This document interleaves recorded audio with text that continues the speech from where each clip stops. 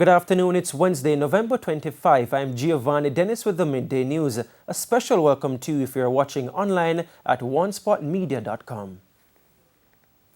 There's optimism that there will be enough to feed the country for the festive season despite a shortage of supplies in some produce. This following the havoc wreaked on the sector by heavy rains. Details in this report. Over $1 billion in damage to agriculture from the recent rains which lashed the island, with farmers calling for immediate assistance. The ministry subsequently announced that some $600 million would be made available. But with the Christmas holidays mere weeks away, questions have been raised as to whether the country's agriculture sector will be able to fulfill the needs of the population. Agriculture Minister Floyd Green, speaking on TVJ's Smile Jamaica program on Wednesday morning, says he's optimistic that the needs would be met. His comment comes following the Jamaica Agricultural Society JAS warning of a food shortage because of the challenges faced by farmers. There will be areas in which we have challenges, but I wouldn't go on as far as to say brace for food shortages. And I'll tell you why I say that. There are still some areas that we're doing well in. Our tubers, things like yam, potatoes, still doing well. All our meat items. So we're going to have our highest production of chicken ever this Christmas. We're still doing well in relation to pork, in relation to goat meat. So I believe that those will be in good supply. Where we will have some challenges are our vegetable lines. Mr. Green says what his ministry will be doing is identifying markets for the farmers' produce. He says this is to sort out any uneven distribution. We do find, especially in relation to the makeup of our farming sector, some small farmers last year, they may have planted peppers. This year, they see that sorrel is in high demand, so they've gone into sorrel. And for us to be able to track that and ensure that we have those numbers. So we do see some decline in sorrel. I wouldn't yet say that's going to be short. O'Shane Masters, TVJ News. In the meantime, Mr. Green says the Rural Agricultural Development Authority, RADA, will continue its assessment of the agriculture sector following the recent heavy rains. He made the disclosure at this morning's post-cabinet press briefing. We will be looking to see how bad the break in supply chain is and if there needs to be any alternative methodology to ensure that we do have sufficient supplies for Christmas. Agriculture is willing to zucchini and cauliflower to see if there needs to be any supplemental supply to ensure that we have sufficient supply for the Christmas. The National Works Agency is reporting that 3 corridors across the island remain impassable following the recent heavy rains, which Communication Manager at the National Works Agency, Stephen Shaw, says 2 are still located in St. Andrew, while 1 is in Clarendon. Chief among them is the Gordontown Breakaway. Mr. Shaw says that road is closed and persons should use the Silver Gap alternative. He, however, noted that another alternative is being created through Savage Pen, but it's taking a longer than expected time. That comes with its own set of challenges. We have had to be doing what we don't usually do when we're doing these kinds of activities, what is referred to as double handling. The material that we're using to first, as a precursor to the base being laid, we're using shingle, because what is there now is just earth, just dirt. So we're shingling the area, and after that, the intention is to put base material and then a final surface. We've had to be doing double handling with the shingle because of the topography. And in terms of the Gordontown Main Road, which broke away following the recent heavy rains, I did say publicly that we're looking at 2 options. 1, to put in a retaining structure, and the Prime Minister has also asked us to look at possibility of realigning that section of road. And so the 2 things are happening at the same time. As to which one will be implemented, I am not sure at this moment. It is for us to look at the numbers, and the government certainly will make the appropriate decision as to whether we will go with realigning that section of road or to build a retaining structure. I'm told that a retaining structure can be built there. So it is not that the area is deep, it's about 80 meters down, but it can be done based on what the engineers have said. Members of the small business and entertainment sectors are expressing disappointment that tighter curfew hours will be in effect for the Christmas and the New Year's holidays.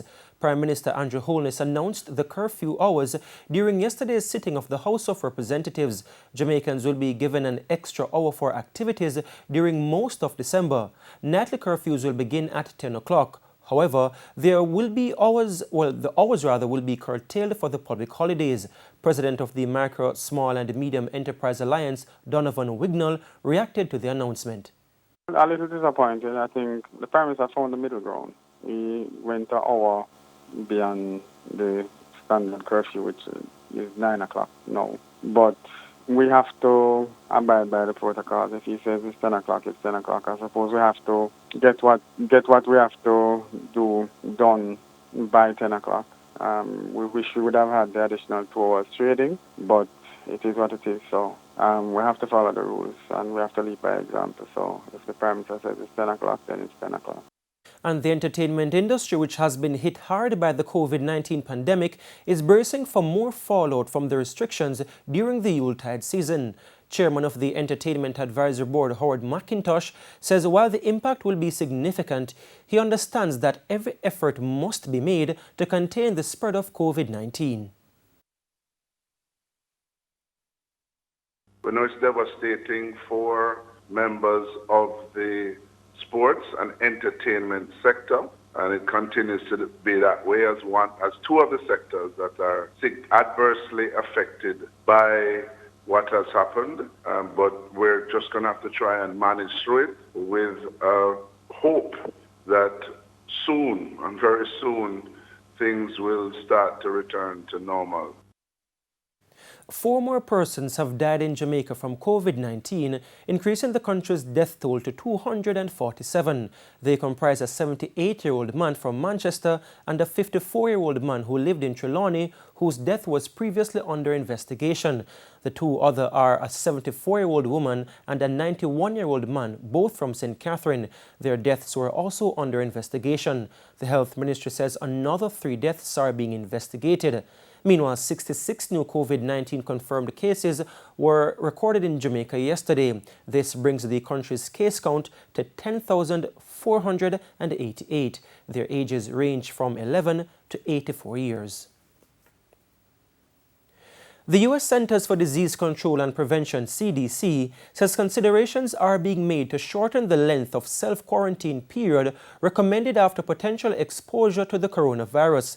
Health authorities currently recommend a 14-day quarantine in order to curb transmission of the virus. Officials say there is evidence that the period could be shortened if patients are tested for the virus during their quarantine. However, the decision to change the guidelines is not final, and experts are still reviewing data to make sure such a change would not put people at risk. And Germany has reached a new record for coronavirus deaths. 410 deaths were reported in the past 24 hours, according to the country's Disease and Control Agency. That's the highest number registered in a single day since the pandemic began. The nation has also reported more than 18,000 new COVID-19 cases. German Chancellor Angela Merkel met with state governors today to decide new measures to curb the infections. And it's now time for a break here on the Midday News, but please stay with us. We'll have more stories when we return.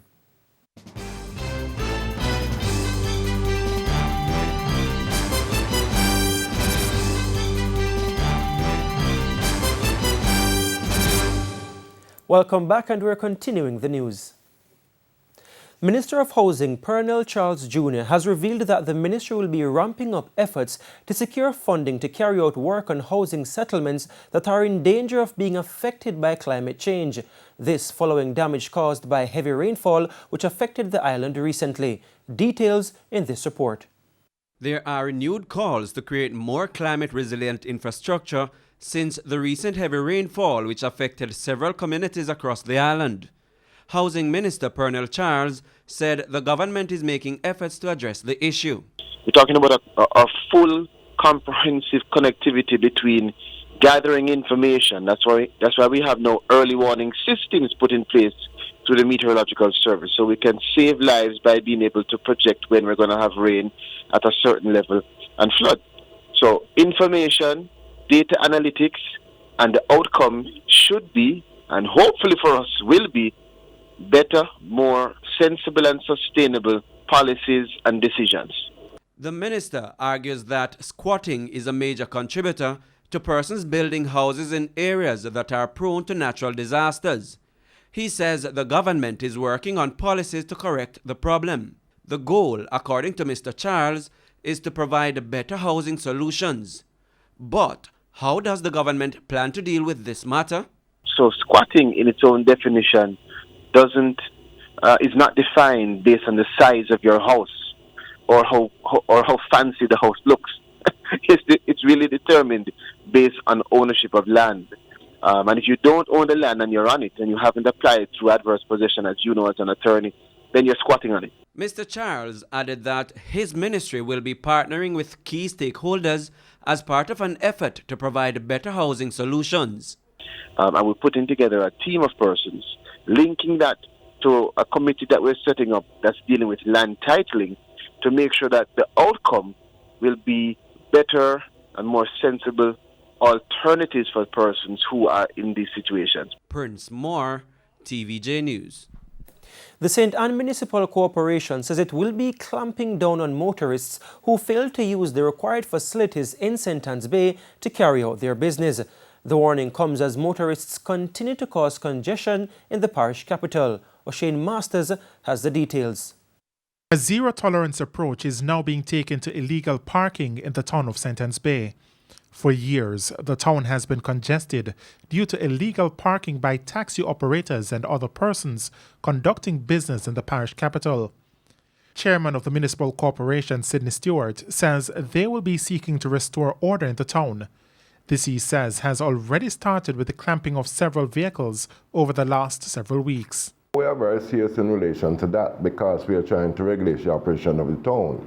There has to be a smooth operation. Nothing must be prevented from going through. He says for too long, motorists have been allowed to create havoc in the parish capital, not only for other motorists, but also pedestrians. The laws will have to be upheld in relation to how you parked along the town of St. Ann's Bay because we intend to ensure that people can go about their business freely without hindrances. He says those found in breach of the new parking regulations will be clamped and a fine of $2,500 applied. Mr. Stewart, however, noted that if the motorists are not able to pay the full cost on the day, a payment plan can be worked out. In the meantime, the town is facing another challenge: vendors selling on the sidewalks. We're trying to regulate the vendors along the street of St. Ann's Bay. Resulting out of that, we have had a discussion, a consultation with the police where we are going to redirect the traffic on one leg of the street because we are going to be open up one section, the lower section of Market Street, for the vendors. This will affect all the vendors from Main Street in St. Ann's Bay down to the police station. O'Shane Masters, TVJ News. We now go to the story of a man who has gone missing for approximately a month and how his disappearance may be putting the lives of others in jeopardy. The man's sister says she fears he might be dead, but is worried that she is now in danger. Sasha Lee Hamilton reports. Candice Thomas is making an appeal, hoping those who know the whereabouts of her brother Kamali Thomas would come forward. Mr. Thomas has not been seen since October 25, the day he reportedly went missing. Candice says he has a juice business and that on the day he disappeared, she was told he was on his way to Portmore to make a delivery when he got a call and diverted to Spanish Town. She says he stepped out of the van and told his sideman he would soon return. Candice says Kamali has not been seen or heard from since. I honestly don't know what is happening, and again, I know that he had some money issues, and people need their money and they don't believe that I don't know where my brother is. She says she knows her brother owes a lot of people money, some of whom are now coming forward, pressuring her to find him because they want their money. Candice says she now has reason to worry about her safety. And people threatening me because they think I know where he is. She says she got reports that persons have seen him since and that he even turned up at a shop and collected some money. Persons coming up to the house. I'm afraid to even be at my house. So when they come to you, what them say? You hear from him and what? So I hear from him and how him collect money. Him collect $1,960. The after I reported him missing. And when I went there, I even tell the police, but when I went there, the lady said the last time they saw Kamali was on the Thursday. He didn't show up at the shop. He didn't show up the Saturday. Candice is asking persons who've seen Kamali to report it to the nearest police station. I always see people have missing and I always feel sorry for them. But then when you realize that your own person is missing, that is the hardest thing. I don't sleep and I can't eat because it's just me and him. And now the world turned upside down. It's like the devil just touched. And I don't know what to do. It's only God helping me not to get mad. Sasha Lee Hamilton, TVJ News. And here's a preview of what's coming up in this evening's Health Report.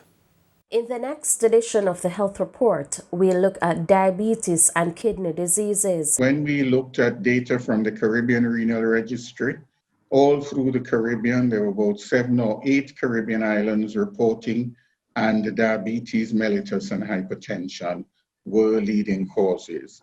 In Jamaica, hypertension edged out diabetes, not by much, but in certain other Caribbean islands, 2 other Caribbean islands, I think Trinidad and Tobago was one, and I think Barbados, diabetes mellitus led hypertension. That's the Health Report this evening in Primetime News. And now for today's healthy living tip. Lose weight if you're overweight. Avoid alcohol. Quit smoking. Stay away from drugs and eat healthy. In news overseas, Pennsylvania and Nevada have certified their presidential election results on Tuesday. This signals another step that the election is over and the transition is underway. More from the CNN. Joe Biden preparing to write a new chapter in U.S. foreign policy with the help of some familiar hands. They embody my core beliefs that America is strongest when it works with its allies. The president-elect formally introduced his foreign policy and national security teams the day after the Trump administration finally formally acknowledged or ascertained the presidential transition. Leading the foreign policy team, Biden has tapped longtime aide Antony Blinken as Secretary of State. Tony's been one of my closest and most trusted advisors. And his top messenger to governments around the globe, a move praised in diplomatic circles. Tony Blinken was not only Deputy Secretary of State, so he truly understands how this position works, but he was also Biden's foreign policy advisor. In addition to emphasizing experience, Biden also keeping a campaign promise to build a diverse cabinet, including Alejandro Mayorkas, a Cuban-American tapped to serve as Homeland Security Secretary, and Avril Haines, who would become the first woman to serve as intelligence chief. President Trump, meanwhile, appearing briefly before reporters Tuesday, touting the Dow's milestone, but not taking questions. The stock market's just broken 30,000, never been broken, that number. That's a sacred number, 30,000. Nobody thought they'd ever see it. Argentine football legend Diego Maradona is dead. The former attacking midfielder and manager died after suffering a cardiac arrest at his home on Wednesday morning. He had a successful surgery on a brain blood clot earlier in November and was to be treated for alcohol dependency. One of the greatest players of all time, Maradona was captain when Argentina won the 1986 World Cup in Mexico, producing a series of sublime individual performances. He was also a member of Argentina's squad at the 1990 and the 1994 editions of the FIFA World Cup. He played for Barcelona and Napoli during his club career, winning 2 Serie A titles with the Italian side. And that's the Midday News. I'm Giovanni Dennis. Join us at 7 for Primetime News. On behalf of the news, sports and production teams, good afternoon.